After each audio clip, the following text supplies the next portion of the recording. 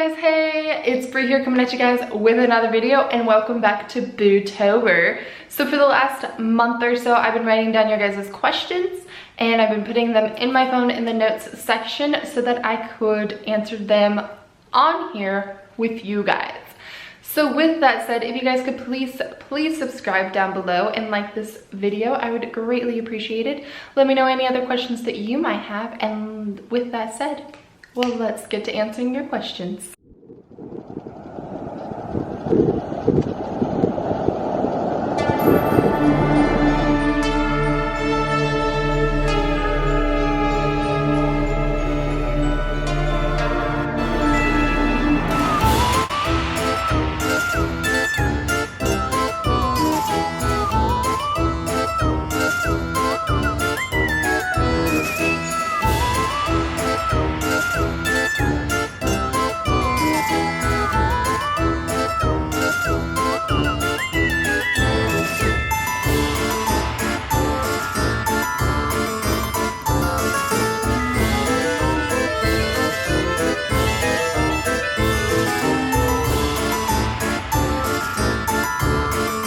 So question number one, what would you do with $1 million? I loved this question. So what would I do with $1 million?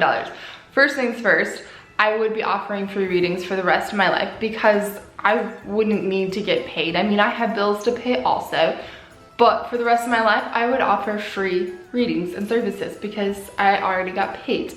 I think I would also set up like something along the lines for veterans or kind of homeless.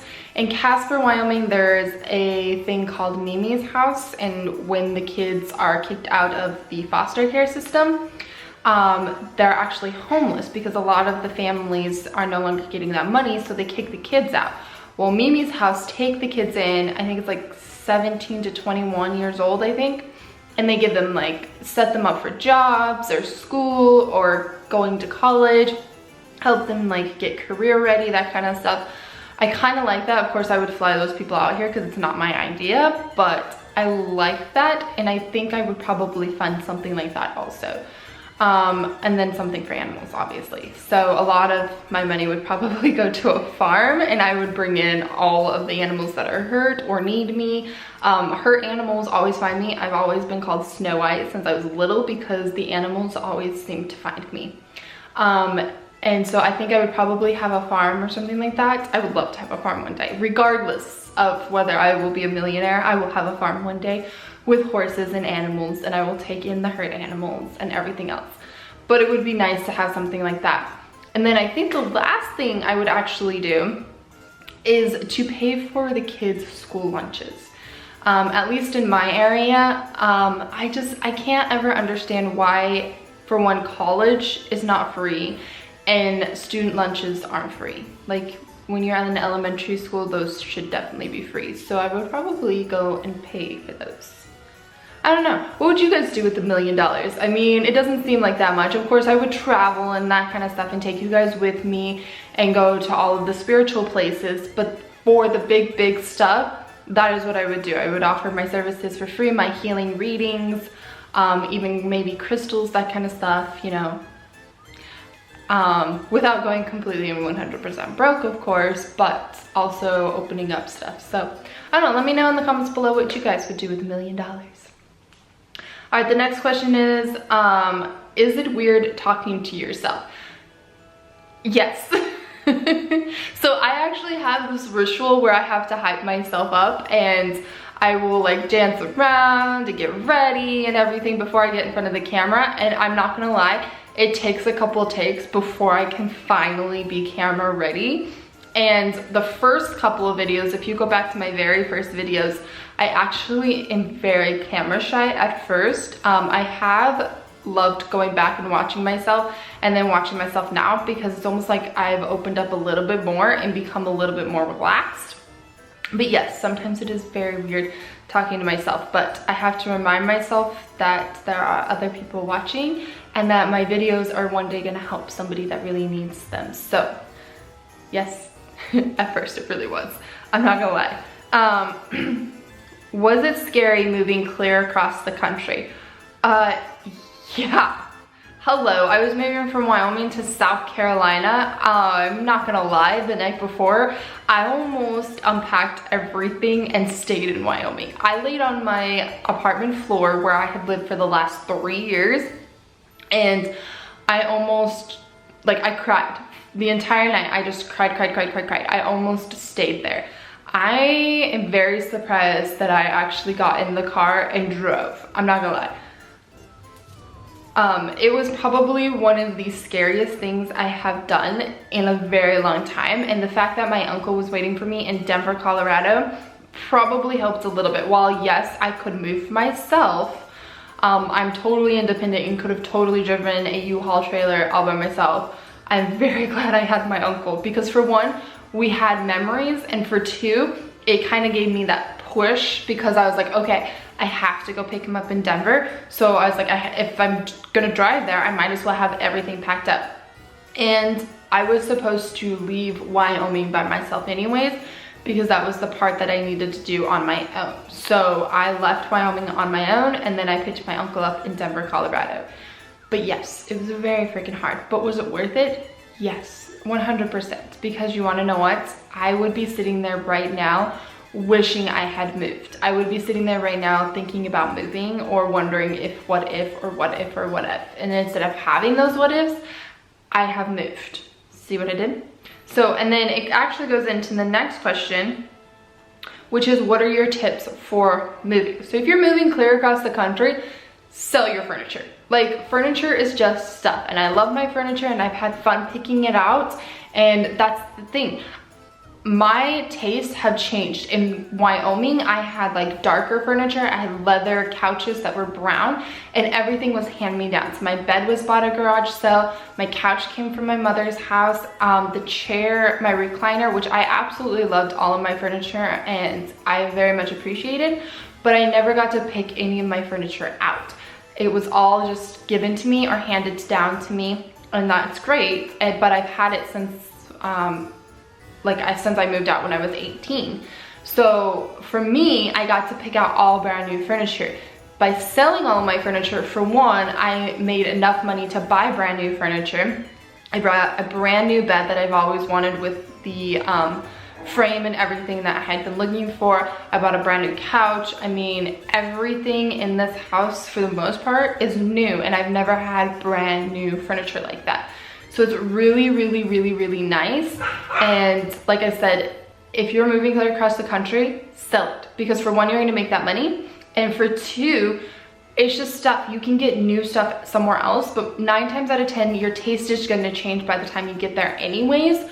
So by selling it, you know, you're not gonna be stuck with that furniture and be like, well, it doesn't really fit in this house. And that couch would not have fit in here, actually. It probably would have taken up way too much room, because it's a really big couch and really freaking heavy. I mean, it took like 4 of us to carry it up 3 flights of stairs, because I lived on the top floor of the apartment. So, and like I said, it was really nice furniture, but my tastes have changed. They're actually a lot lighter. I have a lot lighter furniture. I have kind of like a grayish light colors, and I have whites and stuff like that, and it's very bright in this home. Whereas in Wyoming, it was kind of like darker colors. So like I said, your tastes are gonna change. The next step I have is not just selling everything, but getting rid of anything that you no longer need. Like, this is your chance to clean your crap out.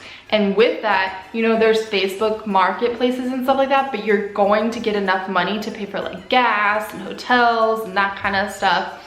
But also ask for help. Like, if there is somebody that is willing to help you, go ahead and get their help. Like, that's okay.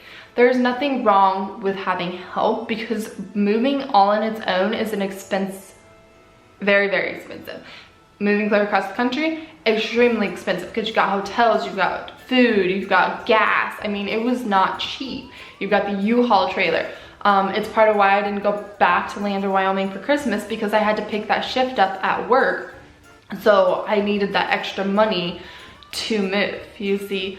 So, and that's the next thing, like, pick up as many shifts as you can before you move, because you want to know what, it's okay. You're not going to be at that job any longer. If you're moving clear across the country, you're not going to be at that job. So go ahead and pick up all those shifts, because now you just have that extra money. And my final tip for moving clear across the country, and I don't know, maybe I'll make a full video on this because these are kind of fast tips, is enjoy the moment. The things that happen, it's okay. All the missteps, they're supposed to happen for a reason. We got lost in like Uma, Kansas or something like that. It was a town clear off in the boonies. And I am so, so glad that we did, because my uncle and I have memories. We have stories to tell. You know, I have stories to tell my grandkids about their great uncle and how he drove me from Wyoming, well, from Denver, Colorado, technically, all the way to South Carolina. And we got lost in Uma, Kansas, and, you know, and then we got lost in St. Louis. And I mean, all of the stuff that we did. And then not only that, but enjoy it. Take the time and actually stop and enjoy the moments. So we stopped and stayed an extra night in Nashville, Tennessee, because I had never been to Nashville. And so it was very, very cool, and it was a lot of fun. We had an extra night there in Nashville. So that's my other tip is, you know, take the time to get there, because once you're there, you're there. And that's great. But that is a road trip that you're going through all of these towns that you've probably never been, or in all of these states that you've probably never been. So go ahead and take the time and really enjoy the travel. It was a lot of fun. We had a lot of laughs. Yes, we had a lot of missteps, but the missteps taught us a lot of lessons. And now that I look back, I realized that those were the times that I was freaking out the most. And when we got lost, we would laugh and I would relax and everything would fall back into place. So you see, the missteps happened for a good reason. Whereas, you know, they probably were like really annoying at the time. They actually were worth it. So the next question is, if you could be anybody in the world, who would you want to be? I'd want to be me. I know that sounds like, I know, be humble, Bri, right? But here's, ooh, sorry guys. And now we got Sammy barking. But here's the reason why. I have worked really, really hard on myself. I have worked very hard on the person that I am today. I have done a lot of things. I have really pushed out a lot of negative out of my life, and I have learned to love myself again. So I would love to be me. I also love my gifts. I love being an empath. I think it's freaking amazing. I love being a psychic medium. I love being a healer. I love where my direction and where my gifts are going to be taking me in the future. And I love helping other people. So I would honestly love to be myself. I don't know. I feel like I have a superpower, but if I absolutely had to choose, I would want to be Wonder Woman, but not just the Wonder Woman on like the cartoons, the real life Wonder Woman where she comes from like that island and stuff, because she kind of stands up for herself and she stands in her own power. And I kind of like that about her. Like, she's kind of like, you know what? I'm going to leave home and I'm going to create this, you know, world for myself. And she stands up for other people and she helps other people also, not just because she had her strengths, but the things that she did. So if I absolutely had to choose, I would probably choose her, but the real life one. So the next one, I don't know what that was, is how do you afford to do things or save money on a single income? All right, so I'm actually gonna make a full video on this, but to hit the tips, it took me a long time to get to where I am like comfortable. There was a point in my life where I couldn't afford to buy groceries. I actually was working at the Hilton Garden Inn and I was barely making ends meet. Like, my check was just enough to pay for rent and the bills. And so I was buying groceries on credit cards. I know, right? Ew. Yes. And then before that, I had actually had some stuff happen where I had medical bills and my health insurance didn't even cover any of it. Like, it covered maybe $200 and I paid $250 a month for health insurance. And so it took me a lot of time, but one of my tips is this: I coupon the crap out of my life. I actually have a list on my phone, and before I go grocery shopping, it's like an app. Let's see, what is this app called actually? It's called Shopping. It's what the app is called. So, and what I can do is I can put in how much everything costs plus the tax. So before I even go to the grocery store, I already know how much I'm gonna be spending so I can stick to my budget, and I stick to what is on the phone. So if it's not on my grocery list, I will not get it unless it's like an absolutely amazing deal. You know what I'm saying? Like it's absolutely never gonna happen. It's never gonna be $1 again. And you wanna know I'm gonna need it later down the road. And I splurge on things that are better for me. So I actually splurge on healthy fruits and veggies, and I splurge on like kombucha and that kind of stuff, because in the long run, that's actually going to save me money, because I'm gonna have a little bit less, knock on wood, bills, right? Medical bills, because I hopefully won't get as sick. So I take care of my body, and that is like the stuff that I actually splurge on. I also shop around. So usually down here, I shop at Aldi's a lot because they have very good produce, but it's a lot cheaper. And they have very good quality stuff. I mean, I love their cheese. Let's not pussyfoot around it. I love their cheese, but it's really cheap, and I can buy 2 weeks worth of groceries for like maybe $100. I think I spent last week, and it lasts me for 2 weeks. So, and I do eat super healthy, and I love to eat. And then I let myself go out to eat. Like I have cash that I set aside each month, and I can go out to eat, or I can go do something with that cash. Once that cash is gone though, then I'm done. And then when I was living in Casper, Wyoming, before I moved, I had 3 savings accounts.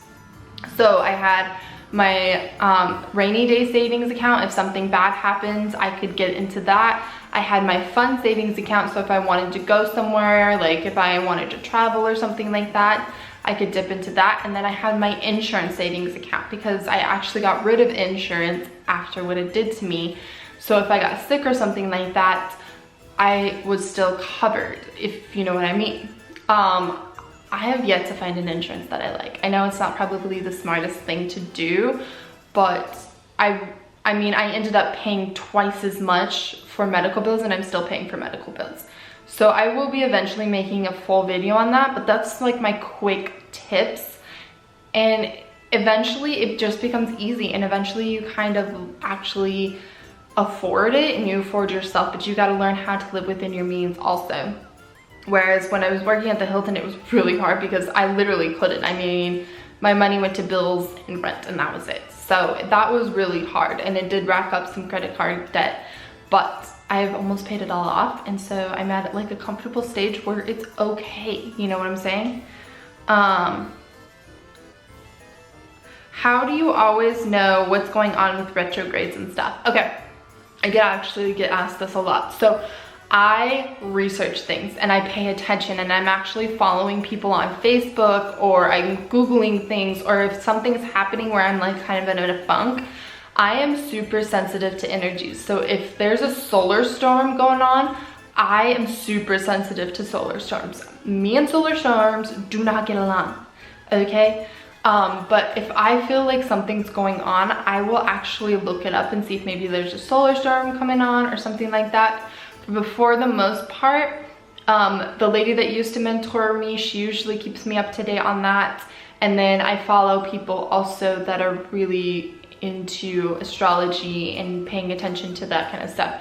So it's not just because, you know, I am researching it also, and I am learning astrology right now, but I'm also more focused on learning more about tarot and the background and the origins of tarot. So astrology is kind of on like a side note at the moment, but I research it, and I make sure that I always know what might be going on so that I can also relate to you guys.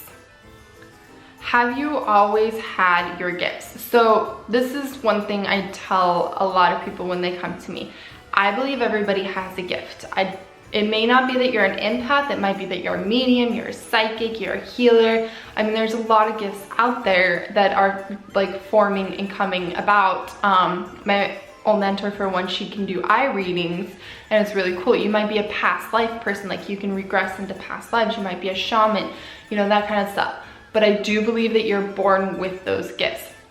When I was little, I could see spirit a whole lot better than when I got older. When I was 15, I was told to get over it. And so I actually shut my gifts down for a long time. And then I went through my awakening in 2015 is when it started. And so as time goes on, I have developed my gifts more and I've learned to use them to help others, but I've also learned how to turn them on and off so that they're not constantly like kind of being in the way or making life harder than it needs to be. So I believe that we all have gifts, but that we're all born with these gifts. So whatever your gift is, you were born with it.